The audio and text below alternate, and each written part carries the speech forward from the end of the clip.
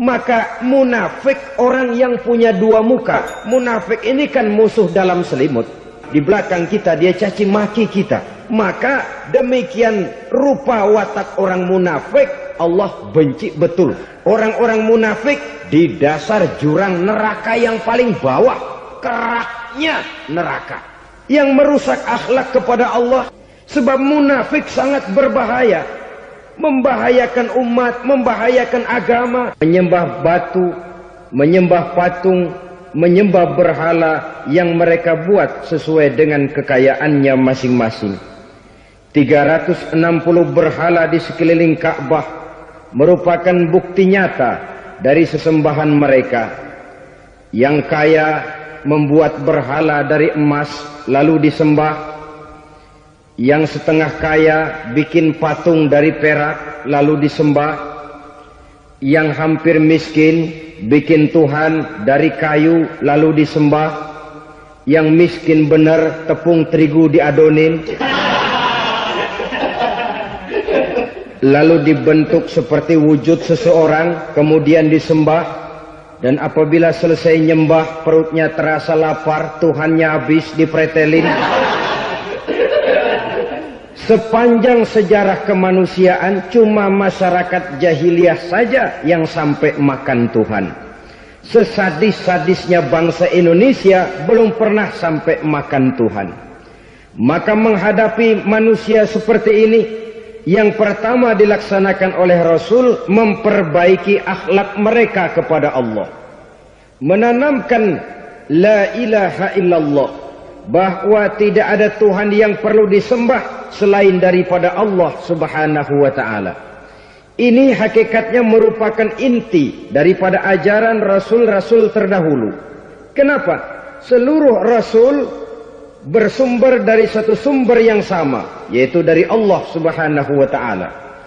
Maka prinsip ajaran ketuhanan yang mereka bawa tentu saja sama. Nabi Adam mengajarkan la ilaha illallah, Nabi Nuh mengajarkan la ilaha illallah, cuma tentu sambungannya Nuh Rasulullah. Nabi Ibrahim mengajarkan la ilaha illallah, Ibrahim Rasulullah. Nabi Musa mengajarkan la ilaha illallah, Musa Rasulullah.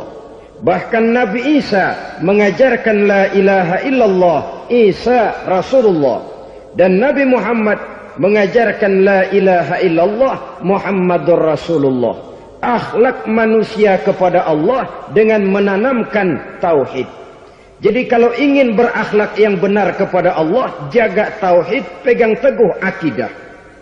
Saudara-saudara kaum muslimin rahimakumullah, lawan daripada tauhid adalah kufur. Kufur bisa dua, bisa kufur iman, bisa kufur nikmat. Kufur itu sifatnya, kafir itu orangnya. Ada orang kufur iman, dan ini merusak akhlak kepada Allah subhanahu wa ta'ala. Kufur iman itu kadang-kadang bentuknya syirik, orangnya disebut musyrik. Kufur iman itu kadang-kadang bentuknya nifaq, orangnya disebut munafik. Kufur iman itu kadang-kadang bentuknya riddah, orangnya disebut murtad. Ini merupakan jenis daripada kufur-kufur iman dan tergelincirnya manusia daripada akhlak kepada Allah subhanahu wa ta'ala.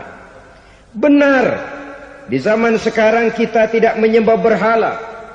Memang di zaman sekarang kita tidak menyembah patung.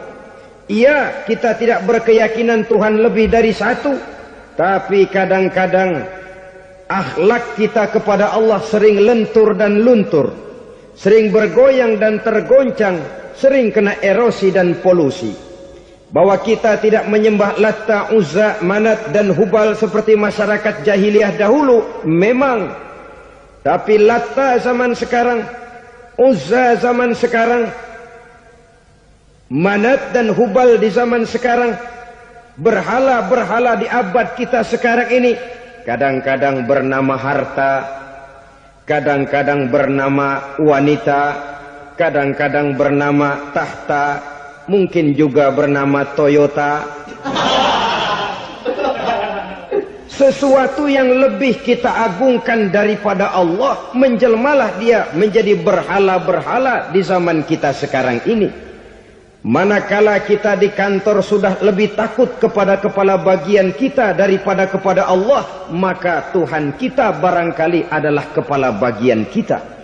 Manakala kita sudah lebih takut kepada manusia daripada kepada Allah, bergeserlah akhlak kita kepada Allah, mengagungkan manusia dan menomorduakan Allah. Maka di zaman sekarang akhlak kita kepada Allah sering kena erosi, sering kena polusi. Mungkin karena sulitnya lapangan kerja, tingginya tensi ekonomi, persaingan hidup yang makin tajam, sulitnya mencari lapangan kerja, orang kadang-kadang nekat, sedikit pertimbangan, picik pandangan, mudah melakukan potong kompas, sehingga terjadilah perbuatan-perbuatan yang memelencengkan akhlak kita kepada Allah Subhanahu wa ta'ala. Kadang-kadang terjebak mempercayai selain daripada Allah. Kadang-kadang terjebak di dalam mengagungkan yang selain daripada Allah lebih dari yang seharusnya. Terkenalah akhlak kita kepada Allah jaringan-jaringan erosi dan polusi. Kufur sebagai lawanan daripada tauhid merupakan sifat daripada orang yang tidak berakhlak kepada Allah. Bentuknya pertama bisa syirik. Syirik itu artinya meyakini ada Tuhan lain selain daripada Allah. Itu yang namanya syirik. Jadi percaya Tuhan ada, cuman Tuhannya kelebihan. Itu yang disebut syirik, dan itu merupakan cerminan dari akhlak yang rusak kepada Allah Subhanahu wa ta'ala. Berkeyakinan Tuhan lebih dari satu, berkeyakinan bahwa Tuhan itu beranak atau diperanakkan, atau mengagungkan sesuatu sama dengan Allah, atau menjadikan yang selain Allah sebagai tujuan akhir daripada perjalanan kehidupan ini, maka itu sudah terjebak kita dalam musyrik. Dan syirik satu dosa yang tidak berampun. Bahasa kasarnya, yang namanya syirik itu jenis bapak moyangnya dosa. Saudara-saudara, sebab itu saya pesan, kalau memang terpaksa, biasanya yang tinggal di kota-kota besar itu kalau tidak kepengen dosa kan susah. Kalau terpaksa harus bikin dosa, cari yang kecil-kecil saja, yang kira-kira taubatnya gampang. Umpamanya pulang sholat Jumat nukar sendal, umpama, yaitu jelas dosa. Tapi dosa yang taubatnya agak mudah. Jangan sampai terjebak ke dalam syirik, menyekutukan Allah. Kalau sudah menyekutukan Allah, Allah dimadu, murka benar Allah kepada kita. Innallaha la yaghfiru ayyushraka bih wa yaghfiru ma duna dzalika liman yasha. Allah tidak akan memberi ampun kepada orang yang menyekutukannya dengan sesuatu, tapi Allah mau mengampunkan dosa yang selain itu bagi orang yang dikehendakinya. Jadi orang-orang yang sudah terjebak syirik, menyekutukan Allah, meyakini ada Tuhan lain selain daripada Allah, meyakini Tuhan beranak atau diperanakkan, bagaimanapun baiknya mereka di dunia, bagaimanapun sosial jiwanya, bagaimanapun pemurah tangannya memberikan santunan dan pertolongan kepada orang lain, kalau sudah syirik, seluruh nilai kebaikannya akan tidak ada gunanya lagi. Karena tidak ada tempat nilai kebaikan itu bergantung. Sedangkan kita berbuat baik agar diterima oleh Allah. Kalau Allahnya marah kepada kita, siapa yang akan menerima nilai kebaikan itu sendiri? Ini bentuk yang pertama. Yang nyata-nyata menyembah berhala, syirik. Yang nyata-nyata beriktikad Tuhan lebih dari satu, syirik. Atau yang tersamar. Yang tersamar itu yang sering jadi penyakit kita. Saya sejak ada perkutut ini di rumah, perkutut. Saudara-saudara, yang merusak akhlak kepada Allah, yang merusak tauhid setelah syirik, bisa juga berbentuk nifak. Nifak itu sifatnya, orang yang punya sifat nifak disebut munafik. Asal katanya dari nafakun. Nafakun itu satu lubang yang punya dua muka, seperti goa, ada tempat masuk, ada tempat keluar.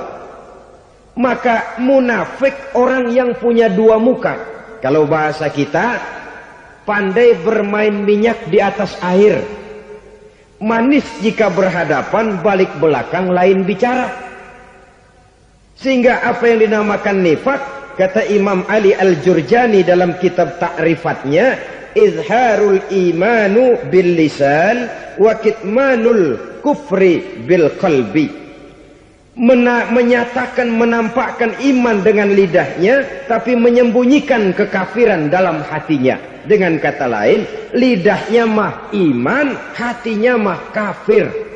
Padahal hati itu yang dilihat, padahal hati itu yang dinilai. Kenapa lidahnya mengaku iman? Ya mungkin karena kepepet, mungkin karena kepentingan, mungkin karena ingin mencari kelemahan orang, lalu dia pura-pura beriman. Tapi sesungguhnya hatinya kufur. Ini merupakan penyakit munafik. Dan terus terang, menghadapi orang munafik jauh lebih berat daripada menghadapi orang kafir. Kenapa? Munafik ini kan musuh dalam selimut. Mau dibilang musuh nyata-nyata, apalagi di zaman Rasul ya, ketika periode Madinah, berat sekali menghadapi orang munafik.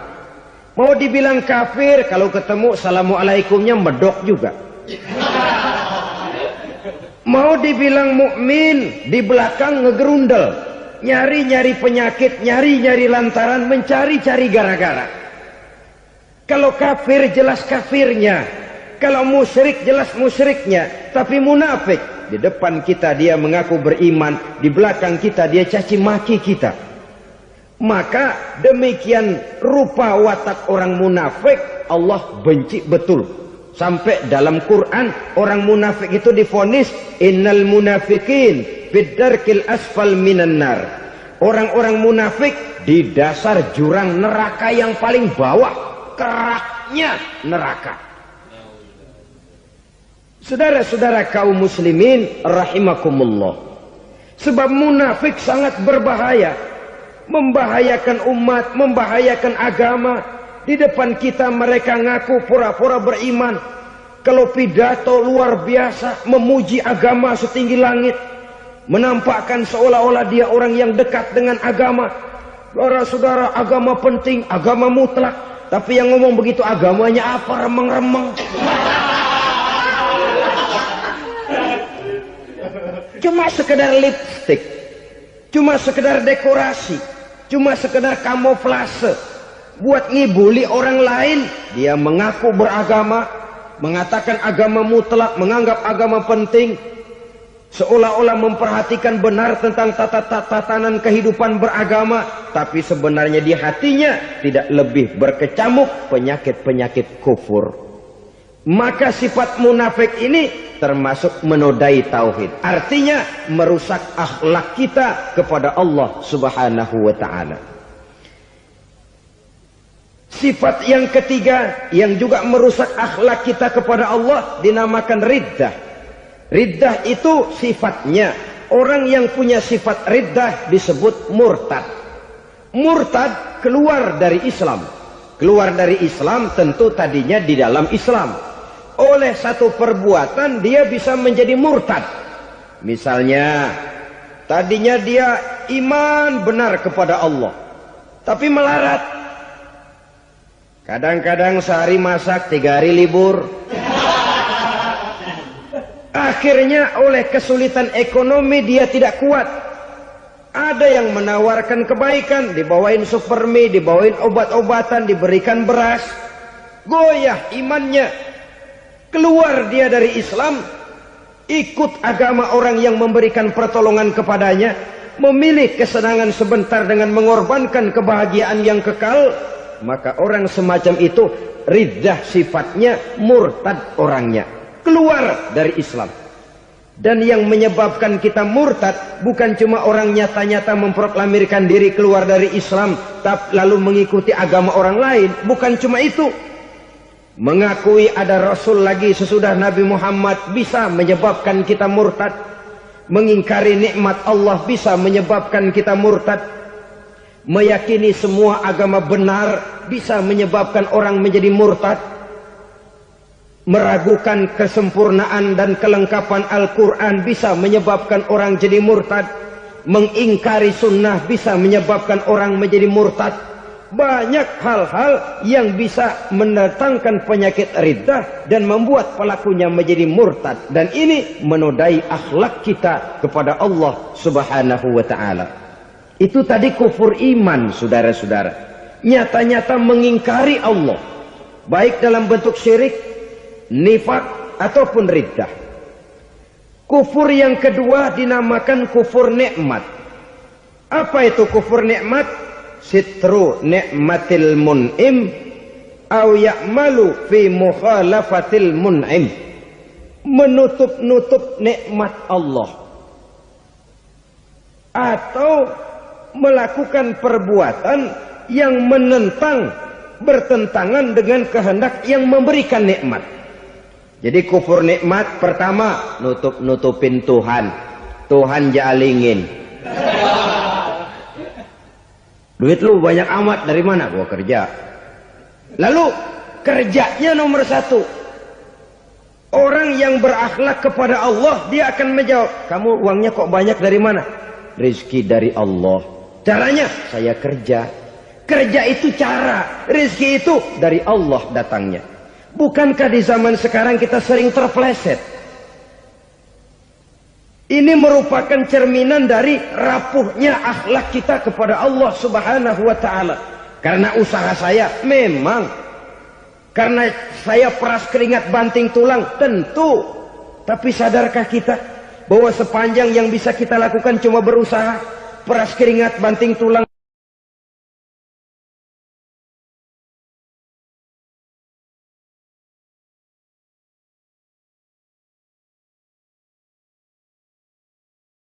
soal rizki, soal jodoh, soal maut, kitakah yang mengatur? Kitakah yang menentukan? Subhanallah. Manusia sungguh tidak berdaya menghadapi tiga hal paling pokok ini. Rezeki, kita cuma bekerja. Kitakah yang menentukan? Tidak. Kita berusaha saja, rezeki belum pasti dapat. Apalagi kalau kita tidak berusaha. Jangan terjebak dalam fatalisme. Belum perang udah nyerah. Emang dasar rezeki datangnya dari Tuhan, gak usah kerja, dan ntar juga kalau dia datang. Dari mana datangnya? Kerja saja belum tentu dapat rezeki, apalagi kalau tidak kerja. Yang jelas usaha perlu kepastian, itu urusan Allah. Ini akhlak kepada Allah Subhanahu wa ta'ala. Jodoh juga begitu. Kita berusaha, kita berupaya, Allah menghendaki lain jadinya. Maut juga begitu. Siapa sih yang pengen ngadepi maut? Siapa sih yang pengen mati? Siapa sih yang pengen ketemu malaikat Israel? Tidak seorang pun kalau ditanya, kecuali mereka yang putus asa ya. Kalau otaknya masih normal, mau mati mesti belakangan dulu udah dikit. Tapi yang satu itu, saudara, kalau dia sudah datang, tenaga mana yang bisa menolak?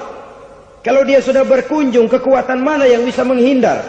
Kalau dia sudah ingin bertemu, kemana kita bisa melarikan diri? Manusia sepanjang yang dia lakukan hanya berusaha, tapi kepastian, ketentuan dari Allah Subhanahu wa ta'ala. Orang yang kufur nikmat, nutup-nutupin Allah. Dia merasa rezekinya adalah mutlak peras keringatnya. Seolah-olah Allah nggak punya peranan apa-apa di situ. Oh, ini kan saya bisa rumah begini karena saya kerja keras. Oh, ini mobil saya begini, saya kerja keras. Peras keringat, banting tulang, keras.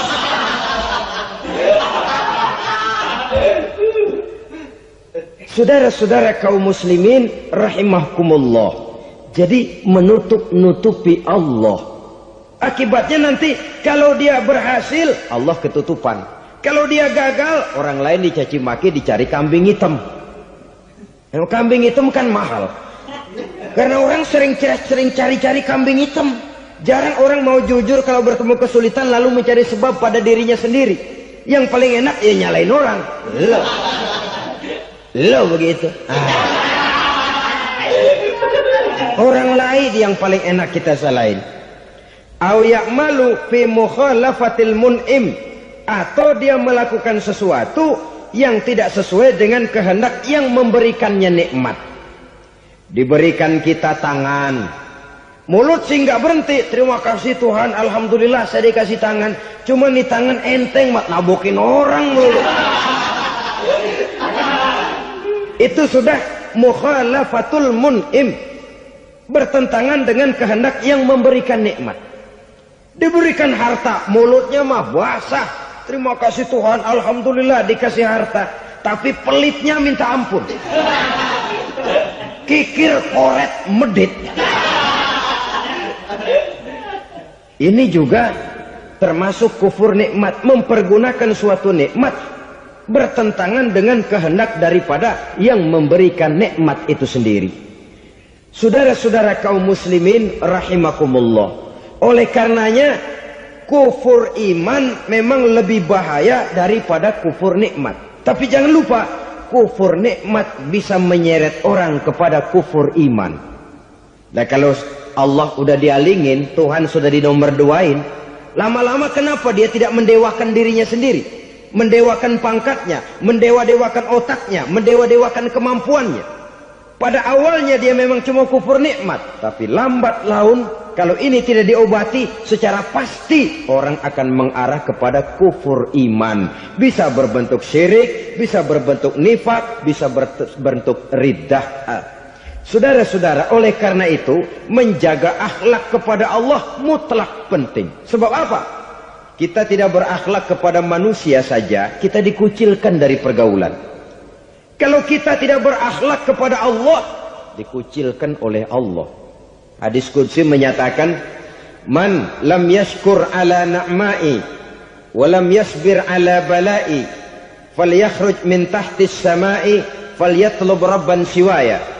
Kata Allah, siapa orang yang tidak mau bersyukur terhadap nikmat yang aku berikan kepadanya dan tidak mau sabar terhadap ujian yang aku berikan kepadanya, falyakhruj min tahtis sama'i, persilahkan saja keluar dari kolong langitku, waliyatlub rabban siwaya, tolong cari Tuhan lain selain daripada aku.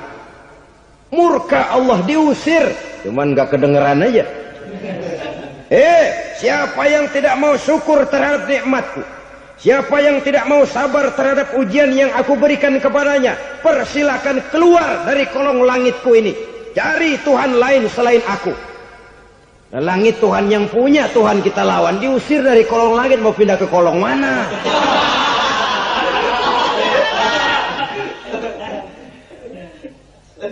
Jadi jangan merasa kufur nikmat kan enteng. Iya, kelihatannya begitu, tidak sebahaya kufur iman. Tapi kufur nikmat ini merupakan anak tangga yang kalau kita sudah mulai naik, kita akan naik terus sampai kepada tingkat di mana kita mengalami kufur iman. Kalau sudah ke sana, maka akhlak kita kepada Allah terkenalah erosi, terkena polusi, hancur akhlak kepada Allah, dan itulah sumber kesengsaraan abadi. Kalau cuma kita tidak berakhlak kepada manusia, barangkali resikonya cuma kehidupan di dunia ini. Mungkin juga ada kehidupan akhirat. Tapi kalau sudah tidak berakhlak kepada Allah, dunia akhirat kita rugi dan celaka. Maka pada kesempatan ini saya mengajak, marilah jaga baik-baik akhlak kita kepada Allah. Satu kali kita bertauhid, sampai mati kita bertauhid. Satu kali la ilaha illallah, jangan tergelincir lagi kita keluar daripada kalimat itu. Satu kali kita bertuhankan Allah, jangan bertuhan yang lain selain daripada Allah. Jangan sekutukan Allah, jangan samakan Allah dengan sesuatu, jangan mengangkat yang lain sama agungnya dengan Allah. Sebab dengan demikian kita seolah-olah sudah mengotori akhlak kita kepada Allah Subhanahu wa taala. Saudara hadirin yang saya hormati, jadi oleh karenanya akhlak kita kepada Allah merupakan basis daripada kehidupan beragama. Kalau itu sudah mulai rapuh, mulai terkena erosi dan polusi, mulai rusak, dikhawatirkan nanti nilai ibadah kita kepada Allah juga akan turut ambruk karenanya. Saudara-saudara kaum muslimin rahimakumullah, tugas yang kedua memperbaiki akhlak manusia kepada sesama manusia. Kita tahu Islam sesuai dengan namanya adalah agama damai. Maka akhlak manusia kepada sesama manusia menempati porsi yang penting dalam kehidupan beragama. Bagaimana seorang muslim bergaul, bertata krama terhadap sesama manusia. Mari kita lihat lebih jauh persoalannya. Untuk memudahkan pembicaraan dari kacamata agama, kita kelompokkan saja manusia itu dalam dua. Pertama yang seiman dan yang kedua yang tidak seiman. Yang tidak seiman itu kita sebut saja kufur atau kafir. Nah, kepada yang kafir pun kita diajarkan untuk berakhlak. Apalagi kepada yang memang nyata-nyata seiman, sekeyakinan, seakidah. Kemanapun Islam datang, ke negara manapun ia masuk, ia tidak menaburkan kerusakan. Jadi tidak benar kalau orang pernah itu menggambarkan, saking sentimennya seorang orientalis pernah menggambarkan Nabi Muhammad di tangan kirinya Quran, di tangan kanannya pedang. Menggambarkan seolah-olah Islam dikembangkan dengan kekerasan. Sebenarnya tidak sama sekali. Kalaupun dalam sejarah perkembangan Islam pernah terjadi perang, maka perang dalam Islam sesungguhnya apabila kita amati sejarahnya bukan untuk memaksakan agama, karena memang agama tidak bisa dipaksakan, tetapi justru untuk mempertahankan agama dari segala macam hambatan, rintangan, hinaan dan fitnahan. Tapi kemanapun yang jelas Islam masuk, dia tidak pernah membuat kekacauan, kerusuhan ataupun penghancuran. Candi Prambanan bahkan dipugar, gereja-gereja tidak ada yang dihancurkan oleh umat Islam. Kenapa? Islam agama damai. Soal agama, soal lakum dinukum waliyadin, la ikraha fid din, qad tabayyana ar-rusdu minal ghayy. Tidak ada paksaan dalam beragama, sebab nyata yang benar dengan yang tidak benar. Belum pernah ada orang kafir masuk ke perkampungan orang Islam lalu dikejar-kejar, diteriakin kafir, kafir, sunatin.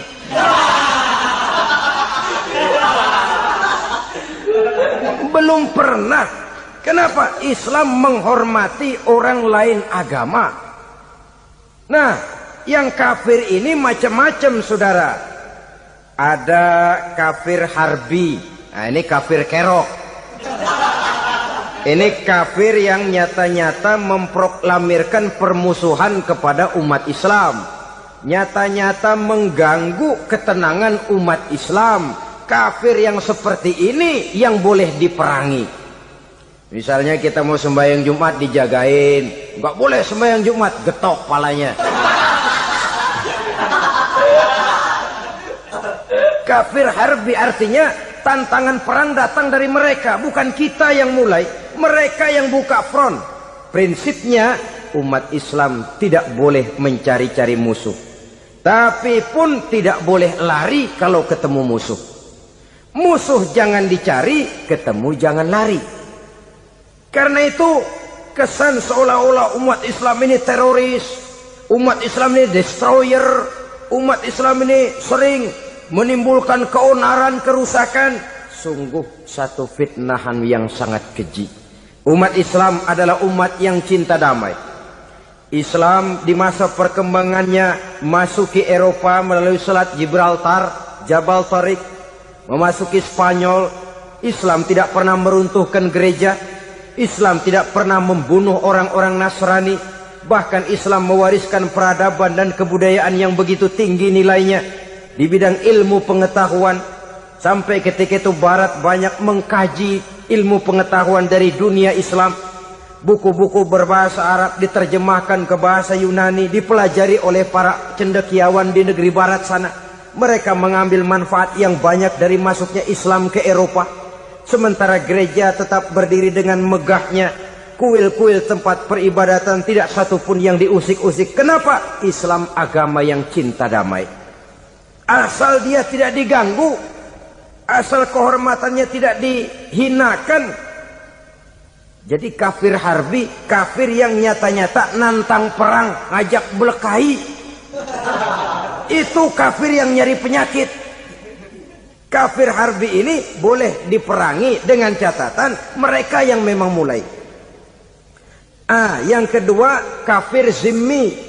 Kafir zimmi, kafir yang hidup di tengah mayoritas muslim, tapi mereka mau hidup dengan aman, damai, tenang. Mereka wajib dilindungi. Bahkan Nabi pernah memberikan satu jaminan, man azazimiyan faqad azani.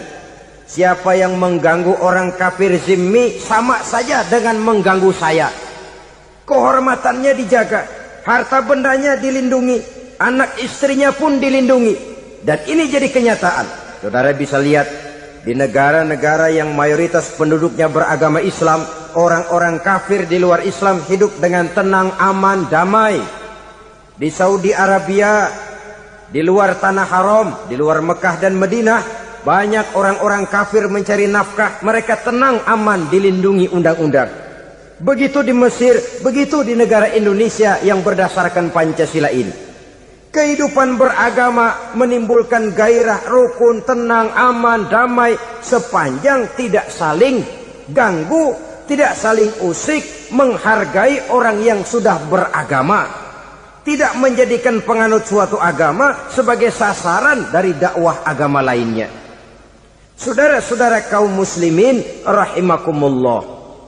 Jadi memang oleh Al-Quran kita dianjurkan asyidda 'alal kuffar ruhama bainahum. Tegas kepada orang kafir, kasih sayang kepada sesama muslim. Tapi tegas bukanlah berarti marah-marahan, bukan berarti musuh-musuhan, bukan ngajaki perang. Tegas dalam arti punya garis tentang kehidupan beragama, lakum dinukum waliyadin. Soal kehidupan sosial, mari kerjasama. Bangun jalan, ayo rame-rame. Siskamling, mari bebarengan. Bikin puskesmas, mari sama-sama. Tapi kalau sudah soal agama, itu tidak perlu ada toleransi agama. Yang perlu toleransi antar umat beragama. Kalau umatnya mau kerjasama, silakan. Tapi tidak menyangkut soal ibadah. Jangan kerjasama di bidang ibadah. Itu kerjasama yang salah pasang, saudara-saudara. Sehingga dengan demikian toleransi adalah menyangkut kehidupan antar umat beragama. Sedangkan agama sendiri punya coupling yang nyata. Sehingga dengan demikian tegas kepada orang kafir dalam arti kita punya satu kepribadian. Tidak ngambang. Enggak, lalu kalau ditanya orang, sebenarnya agama lu apa sih? Gua mah gimana musimnya aja. Agama pakai musim kayak rambutan. Akhirnya ya begitu, musim-musiman. Ke masjid kelihatan, ke gereja hayo, ke candi nongol, ke apa? Bingung malaikat bagaimana nyatetnya nih bocah ini. Di mana aja ada. Kita punya satu kepribadian. Saya muslim dan garis saya ini, lakum dinukum waliyadin. Bagi Tuhan persilakan agama Tuhan, bagi kami agama kami. Kami hormati Tuhan, Tuhan hormat kepada kami. Tapi soal agama, couplingnya jelas. Kerjasama, mari urusan muamalah, bidang sosial. Yuk kita siskamling sama-sama dengan orang lain agama. Mari jaga kerukunan, kesatuan, persatuan, kekompakan. Perbaiki jalan yang rusak, mari sama-sama. Mendandani jembatan yang runtuh, mari sama-sama. Tapi sembahyang, couplingnya lain-lain. Sebab Nabi juga dulu pernah ditawarkan begitu loh sama kafir jahiliyah dulu, Quraisy itu. Sudah Muhammad, sekarang begini saja, kita join aja daripada marah-marahan. Hari ini saya menyembah Tuhanmu Allah. Besok gantian kamu menyembah Tuhan kita Latta, Uzza, Manat dan Hubal. Turun, qul ya ayyuhal kafirun la a'budu ma ta'budun. Soal ibadah kaplingnya jelas, tidak boleh dicampur adukkan. Sebab kalau tidak, kita akan mulai kehilangan identitas diri. Dan disitulah krisis kehidupan keyakinan beragama dimulai. Dari krisis identitas. Hujan gede kan mulainya gerimis dulu. Di mana-mana ya gerimis dulu. Gerimis makin lama makin gede. Kita akan mulai dengan kehilangan identitas diri. Dari sana nanti kita malu mengakui keislaman kita. Kalau orang Islam malu mengakui keislamannya, ini kan ironi, menyedihkan. Ngakui Islamnya saja malu, menonjolkan keislamannya malu. Tidak ada rasa bangga beragama. Padahal ini modal dasar. Hanyalah dengan rasa bangga beragama kita lalu konsekuen. Bukan bangga yang tidak konsekuen. Wah, pokoknya kan gua kan Islam. Agama yang paling benar. Tapi hidupnya sendiri jauh dari tuntunan Islam. Itu bangga yang tidak beralasan. Bangga yang tidak perlu dibanggakan sebenarnya. Kebanggaan yang membuat kita konsekuen dan dekat dengan kehidupan beragama. Jadi dengan demikian saudara-saudara, kepada non-muslim kita juga harus berakhlak. Bukankah ini sudah dicontohkan oleh Rasul? Bagaimana beliau disambiti orang di Taif, yang menyambiti malah didoakan. Bagaimana Suraqah mau membunuh beliau, malah Suraqah didoakan. Bagaimana Abu Jahal dan Abu Lahab saking mangkalnya. Ini Abu Jahal pernah gali lubang di kamarnya sendiri, di depan tempat tidurnya. Setelah dia gali lubang, ditutupin pakai keraras korma. Lalu dia tarik selimut, belagak meriang. Dia pesan pesuruhnya, bilangin Muhammad, encangnya meriang. Pamannya sakit, minta ditengokin. Nabi dengan segala husnuzonnya berangkat nengokin. Abu Jahal dari balik selimut ngintip. Itu dia Muhammad, itu dia tuh. Dia tuh masuk Dani, masuk. Mulai dia jalan, senang Abu Jahal. Terus dah. Begitu ke pelosok, masuk ke lubang, gue pendem terus lalu. Memang niatnya mau mencelakakan Nabi. Sudah tinggal beberapa langkah lagi Nabi akan berjalan ke arah lubang itu. Malaikat Jibril ngasih tahu, Muhammad, Abu Jahal pamanmu cuma pura-pura sakit. Di depan tempat tidur itu ada lubang sudah dia gali untuk menjerumuskan kamu. Sudah balik pulang. Balik badan Nabi. Sudah hampir mau melangkah, kakinya malah muter pulang. Abu Jahal yang ngelihat Nabi sudah hampir jatuh nggak jadi, balik pulang. Lupa kalau lagi sakit. Udah Muhammad buruan sini. Ke pintu dia kejar. Dia lupa sama lubang yang dia gali. Begitu dia kejar, dia yang kepelosok masuk ke dalamnya.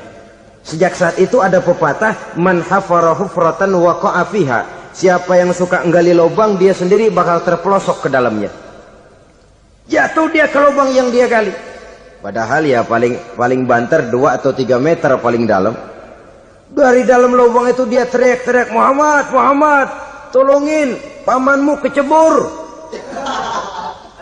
Kasih tahu Muhammad, kasih tahu, datang lagi lah pesuruhnya. Muhammad, pamanmu Abu Jahal kecebur, minta tolong diangkatin. Sudah diulur tambang, habis sambung lagi, nggak bisa sampai. Masa iya, cuma kamu yang bisa nolong. Apa yang dilakukan Nabi? Balik mau nolongin. Akhlak. Kita kalau ada orang gali lubang buat nyeburin kita, dia sendiri yang kecebur. Gorok gua kagak lemin loh.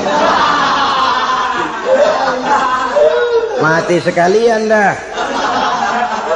Nabi mah enggak, balik nolongin tuh Abu Jahal. Kenapa paman kecebur? Iya Muhammad, tolong, tambang udah diulur-ulur, sambung-sambung nggak sampai. Aduh kasihan paman, nih pegang tangan saya. Nabi cuma ulurin tangan, nyampe dipegang oleh Abu Jahal. Diangkat ke atas. Nyampe atas, apa kata Abu Jahal? Tambang bergulung-gulung nggak nyampe, kamu cuma pakai tangan doang kok bisa Muhammad, hebat banget sihirmu.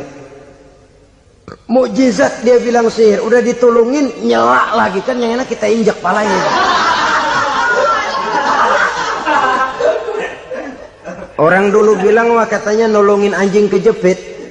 Udah selesai ditolongin malah yang nolong digigit. Saudara hadirin yang saya hormati, kepada orang-orang kafir kita harus berakhlak, menghormati mereka, tidak memaksakan satu keyakinan dalam batas-batas yang ditolerir oleh agama, yaitu pada masalah-masalah sosial dan muamalah. Itu kepada non-muslim, apalagi kepada sesama muslim. Baik akhlak kepada orang tua, akhlak kepada guru, akhlak kepada jiran atau tetangga, itu semua termasuk dalam akhlak kepada sesama manusia. Akhlak kita kepada orang tua, kadang-kadang kita orang timur ini ketularan orang barat. Engkongnya dianggap CS. Salaman main kedet aja, halo kong. Engkongnya bahalo di bengong. Saudara-saudara kaum muslimin rahimakumullah, akhlak yang tua kepada yang muda, akhlak yang muda kepada yang tua, kepada jiran dan tetangga, kepada sanak famili dan handai tolan, pendeknya kepada sesama muslim. Tetangga ada haknya, ada hak tetangga yang kalau kita berakhlak itu harus dipenuhi. Contoh kecil, kalau saya beli radio, itu saya dong boleh berpikir, ini radio saya beli pakai uang saya setel di rumah saya, sekeras-kerasnya ada apa sama orang lain? Radio gua, yang beli gua pakai duit gua, gue setel di rumah gue, ada urusan apa sama orang lain? Itu kalau menurut saya. Tapi tetangga sebelah saya kan bisa juga ngomong begitu. Mata gue yang ngantuk, gue tidur di rumah gue, kenapa suara radio lu masuk kemari? Ketika itulah lalu kebebasan saya nyetel radio dibatasi oleh kebebasan tetangga saya yang mau tidur. Ini sudah akhlak namanya. Umpamanya lagi ada Nabi ajarkan, iza tobakhta maraqatan fa'akthir ma'aha wa ta'ahad jiranaka. Kalau kamu masak sayur, banyakin kuahnya, bagiin tetangga kamu. Bukan bagiannya itu yang jadi soal, tapi akhlak kepada tetangga. Udah tahu tetangganya kelaparan, diseksa, goreng ikan asin, se-RW baunya ngayap, kembang kempis orang nungguin. Saudara hadirin ma'asyiral muslimin rahimakumullah. Jadi dengan demikian, kalau sudah kembali kepada orang-orang yang nilai imannya sama dengan kita, apapun organisasinya, apapun baju yang mereka pakai, kaos yang mereka pakai, jaket yang mereka pakai, kalau sudah seakidah, seiman, jaga akhlak kita. Pendapat boleh berbeda, kaos boleh tidak sama, jaket boleh beraneka warna, bendera boleh beragam-ragam, tapi ukhuwah Islamiyah ini utamakan. Adalah lebih baik mencari persamaan dalam kehidupan dan bukan memperbesar perbedaan. Hanyalah dengan mengembangkan nilai-nilai akhlak semacam ini, toleransi tidak hanya diperlukan kepada yang non-muslim, kepada sesama muslim pun toleransi. Artinya apa? Jangan memponis amalan orang lain. Yang usolli, yang tidak usolli, berjalanlah menurut keyakinannya masing-masing. Jangan lalu memponis, itu namanya nggak toleransi. Kamu nggak pakai usolli ya? Enggak. Brengsek. Kamu pakai usolli ya? Iya. Bid'ah. Lah dua-duanya kagak yang benar. Kalau yang sembahyang kagak benar, bagaimana yang kagak sembahyang? Apa itu yang benar? Toleransi, setuju dengan perbedaan pendapat, jangan memponis amalan orang lain. Karena kita hanya beramal, hak menerima adalah Allah subhanahu wa ta'ala.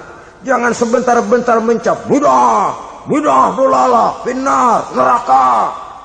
Kayaknya neraka kapling orang tuanya kali. Gampang bener masukin orang ke neraka. Kita kadang-kadang bisa toleransi dengan orang luar, tapi kepada sesama muslim toleransi tidak sanggup kita adakan. Mengklaim merasa kita yang benar, orang lain salah semua, itu tidak toleransi namanya. Mentang-mentang jadi ustadz, nih satu-satunya ustadz di sini ya, Semuanya mesti ngaji kemari. Kalau nggak ngaji kemari Islamnya kurang tapi bener. Toleransi.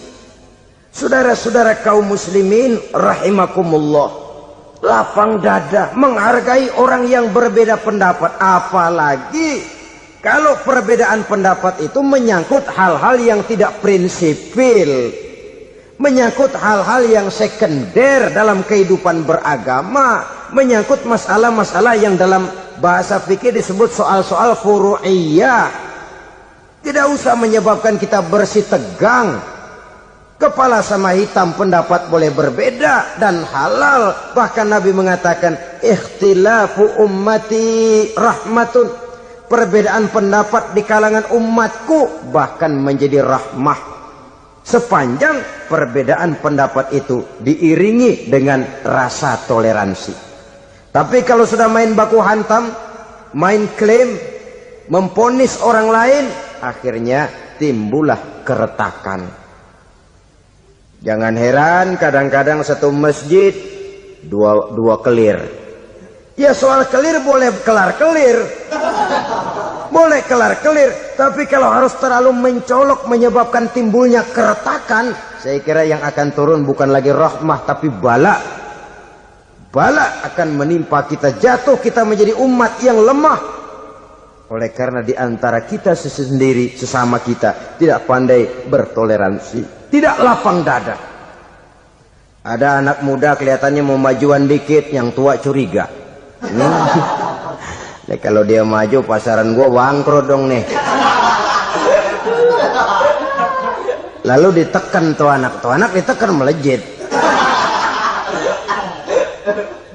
Kadang-kadang yang tua maksudnya baik, mau memelihara, yang muda salah terima. Kan tua kejemur. Dari dulu sampai sekarang gitu-gitu doang. Anak kemajuannya. Padahal yang tua barangkali maksudnya juga baik, mau memelihara. Sebenarnya kalau kita bisa mencoba mencari titik temu dengan alur komunikasi, tidak merasa diri yang paling benar, tapi toleransi, boyak menerima pendapat orang lain, setidaknya mau mendengar omongan orang. Yang susah kalau udah kena penyakit nggak mau ngerti omongan orang, nggak mau nerima pendapat orang. Kodok di kolong tempayan, cukeng kayu asem, asal ijo udah ijo aja ijo dah. Nggak ngerti omongan orang, yang kayak begini yang orang jadi kesandung. Oleh karena itu saudara-saudara, alangkah nikmatnya kehidupan ini apabila kita menyadari kita ini ummatan wahidah, satu umat yang satu, yang diikat dengan akidah. Kalau kepada yang non muslim saja kita diajarkan untuk berakhlak, apatah lagi kepada yang seiman, seakidah, sekeyakinan. Wajarkah perbedaan pendapat yang kecil-kecil lalu menyebabkan kita bertolak belakang, cerai-berai, centang perenang? Bila bertemu di jalan yang satu menyisih ke kiri, yang lain menyingkir ke kanan. Kalaupun juga bercampur di tengah kumpulan orang banyak, persis air dengan minyak. Yang atu melengos, yang atu madep mojok. Orang lain senyum, dia mau pada manyun. Saudara-saudara kaum muslimin rahimakumullah, realita ini walaupun tidak enak, pahit, tapi masih hidup di sebagian masyarakat kita. Ini yang perlu kita atasi. Soal toleransi kepada orang lain, sejarah sudah membuktikan. Mari kita jangan cuma bisa mengajak orang lain, umat lain untuk bertoleransi dengan kita, tapi kepada sesama kita. Toleransi ini perlu kita tegakkan, perlu kita bina. Terutama di dalam kita menuju bentuk ideal daripada konsep ukhuwah Islamiyah ini, yang memang selalu kita akan cari bentuk-bentuk idealnya sejalan dengan perkembangan situasi dan kondisi yang dihadapi oleh umat. Perbedaan organisasi, perbedaan kepentingan organisasi tidak seharusnya menyebabkan kita merasa meremehkan orang lain dan mengangkat diri, mengklaim diri sebagai yang ter. Jadi dengan demikian, apabila yang pertama tadi akhlak kepada Allah dinamakan hablum minallah, maka yang kedua ini merupakan hablum minan nas. Jikalau baik akhlak kita kepada Allah, baik akhlak kita kepada manusia, nikmat rasanya menjalani kehidupan. Kadang-kadang orang akhlaknya kepada manusia baik, tapi kepada Allah tidak baik.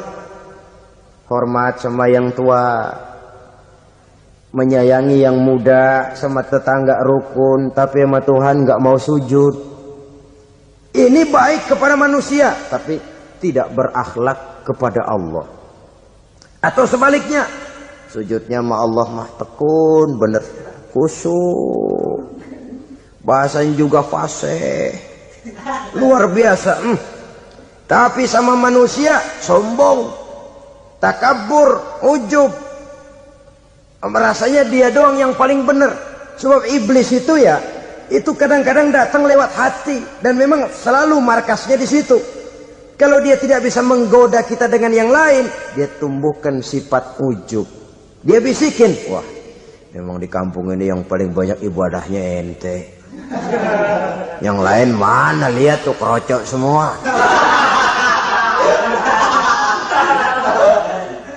Lalu di hati orang itu tertanam sifat iya ya. Nah, tatkala iya ya, dia sudah terkena serangan iblis. Akhirnya apa? Orang lain diremehin.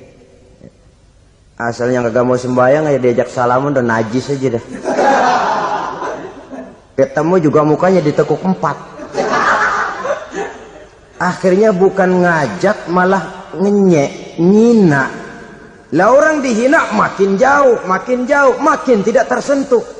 Bukan cara itu yang diajarkan oleh Rasul. Bahwa orang tidak mau sholat, tugas kita mengajak. Soal dia tidak sholat, ya itu dosa dia kepada Allah. Saudara-saudara kaum muslimin, ujub disuntikkan oleh iblis ke dalam hati kita. Sujudnya kepada Allah benar, tapi akhlaknya kepada sesama manusia merasa paling benar sendirian, merasa orang lain salah semua. Pokoknya kalau di luar lingkungannya udah kagak bener aja udah bahaya. Saudara-saudara, ini juga penyakit yang disuntikkan oleh iblis. Sebab iblis itu tipu dayanya luar biasa, strateginya lihai. Makin tinggi kualitas iman, ya makin berat upaya iblis untuk menjerumuskan kita. Karenanya saya mengajak, marilah kita bertoleransi, baik kepada non-muslim, lebih-lebih lagi kepada sesama muslim yang kebetulan berbeda baju, berbeda kaos, berbeda organisasi, lain bendera yang dibawanya. Tapi toleransi mari kita canangkan. Kita terikat oleh ukhuwah Islamiyah. 2. Yang ketiga, akhlak manusia kepada makhluk Allah lainnya di luar manusia. Saudara-saudara, dengan berakhlak kepada Allah, berakhlak kepada sesama manusia, berakhlak kepada makhluk Allah di luar manusia, baik flora maupun fauna, maka mudah-mudahan akan terciptalah satu ekosistem, satu lingkungan hidup yang membuat kita nikmat menjalani kehidupan ini. Inilah saja yang kita bicarakan pada pertemuan kali ini. Marilah kita membina nilai-nilai akhlak walaupun berat tantangannya. Sungguh lebih baik rakyat rendah yang berakhlak tinggi daripada pejabat tinggi yang berakhlak rendah. Karena nilai manusia pada akhirnya ditentukan oleh akhlaknya itu. Usikum wa nafsi bitaqwallah. Wassalamualaikum warahmatullahi. Oke, hari ini hari Minggu. Kita mau ke pasar. Kita mau ke pasar. Nah, aku guys. Oke guys, kita persiapkan dulu alat-alatnya, bensin. Nanti aja lah beli bensin. Kita berangkat aja dulu.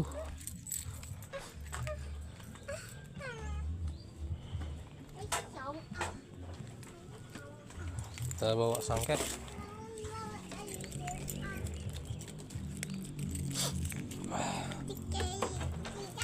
Oke guys, kita berangkat. Aku duduknya di sini aja lah miring. Bisa ya? Yuk. Yang betul, aku aja nanti. Jangan menghambat kerjaan, nak turun dulu. Aku kayak gini. Nggak usah ikut lah kamu, udah pergi sana. Nggak mau. Oh sana. Awas. Jangan banyak gawi kalau mau ikut tuh nak. Senang orang.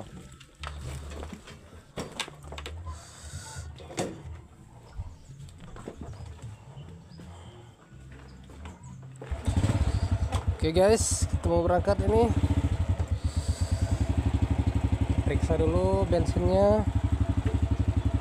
Apakah sudah ada?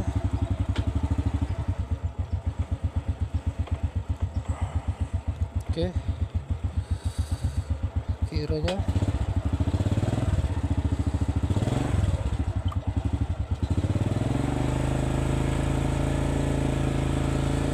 kita panaskan dulu.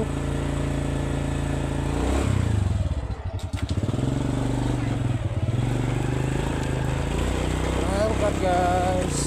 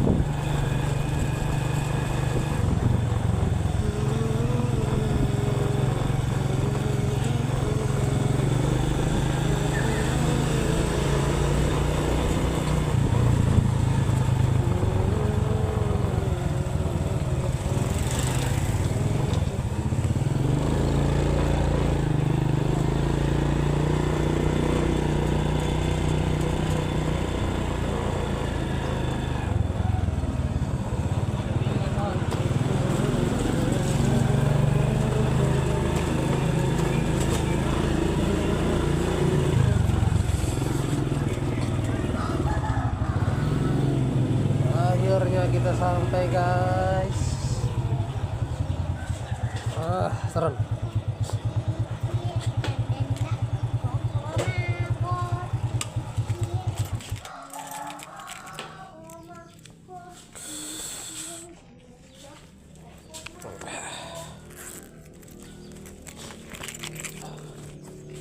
Anin, nanti dulu.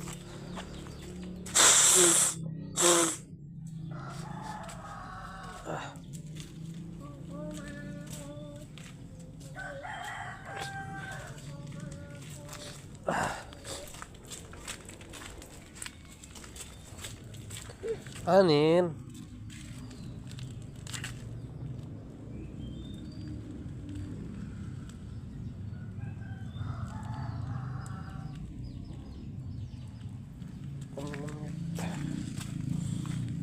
Yuk.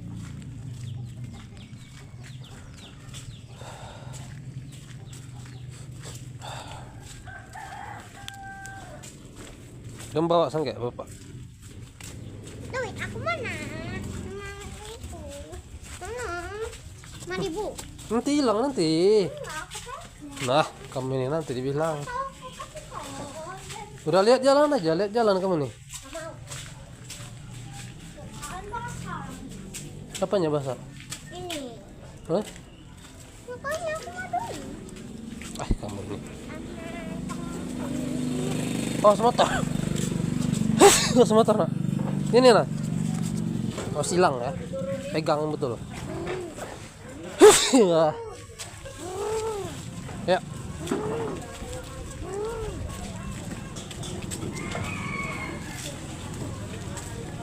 Beriah.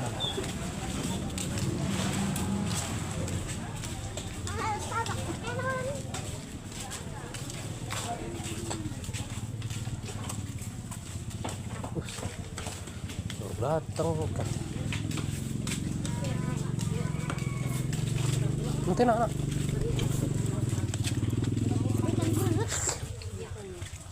Kalau mau makan yang lagi ini sebabnya sekali makan Nilai berapa, Bu? 30 kan? Mana nilai yang gede? Ayo Anin. Sayur kita.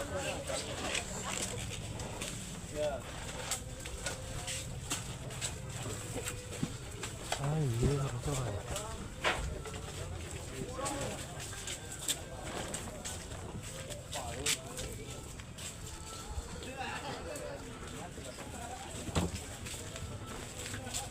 Oh, silang uangnya.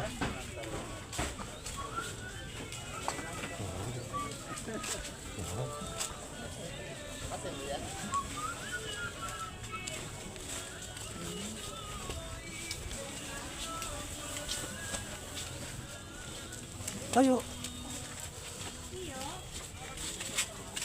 Aduh, bau jengkol.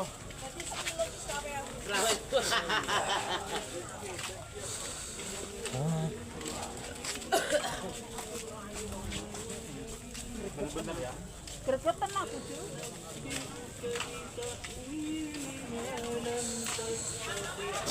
Berapa kacang panjang, Bu?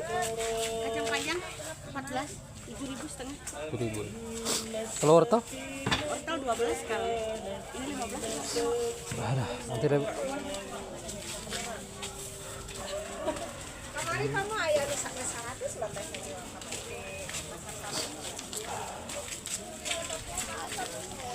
Awas.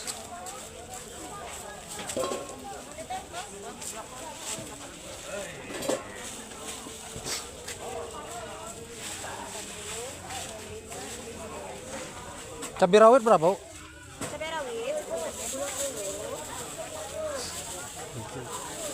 Pak. Berapa kan? 100.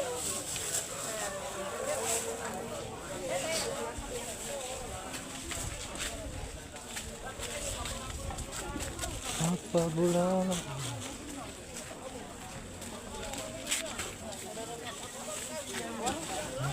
Oh, pakai sini.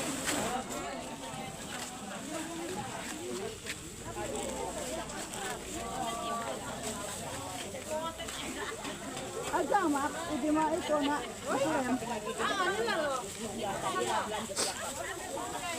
Bab cabai mah ini neng. Primbon. Hah? Apa loh?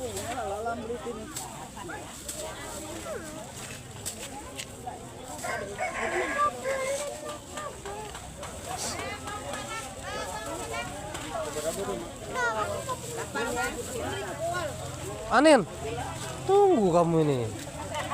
Yuk, kalau ngambek neng. Au.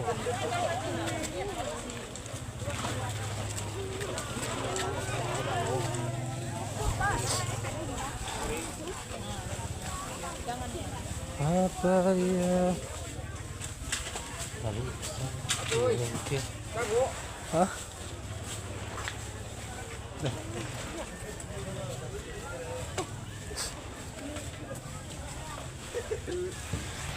Sini Anin. Anin, jangan buru-buru gitu nak.